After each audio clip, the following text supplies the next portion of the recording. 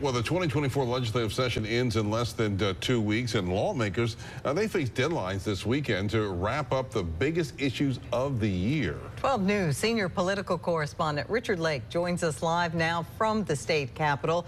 Richard, you spoke with House Speaker Jason White as one of the busiest weeks of the year is upon us. What did he have to share? Well, Melanie, Speaker White is very optimistic in what is his first conference weekend of his speakership, and issues such as Medicaid expansion, education funding, and the PERS retirement system will all be heavily debated in conference, but arguably the most divisive one is expected to be discussed tomorrow. The differing Medicaid expansion plans coming out of the House and Senate will be hashed out this week in conference negotiations, with a meeting expected between House and Senate expansion conferees tomorrow, expanding Medicaid for those who make up to 138% of the federal poverty level is the red line for House negotiators. We want to cover up to 138% of the federal poverty level because that takes advantage of the 90-10 match that the Affordable Care Act offers to states that participate. And I think anything short of that, it would be foolish to go into our traditional Medicaid match of 76 or 77%. It starts not making as much sense, and it's really not covering the folks that it was intended to cover. The Senate had a hard work requirement. That's something that we would probably be willing, if we have to, if there's no other avenue, we might be willing to go there.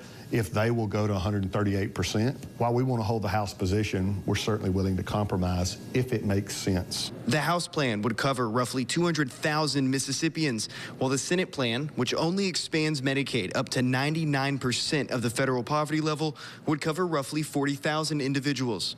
Education and the fight over a new funding formula has been a sore spot between the House and Senate this year. The House remains firm on their Mississippi Adequate Education Program alternative, Inspire Act. We don't intend to fund K-12 education through the MAP formula ever again. We produced a formula that is student-centered, it's transparent, and it's fair. I think you'll see a product in some form or fashion that moves away from MAP and moves to a new funding formula, and I think that will start this year. On top of that, lawmakers are still weighing what exactly to do with the PERS retirement system. After a failed House bill sought to replace the PERS board, revived measures in both chambers are focused on ways to cut down the current unfunded liability.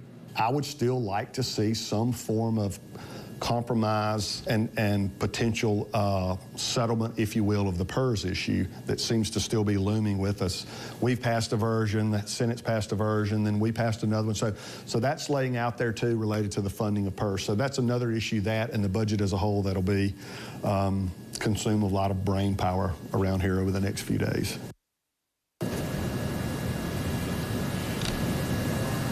Now, the future of so many consequential pieces of legislation will be determined this week. Lawmakers face 8 p.m. deadlines throughout this upcoming weekend, as well as next Monday, to submit their conference reports. Reporting live from the state capitol, Richard Lake, 12 News.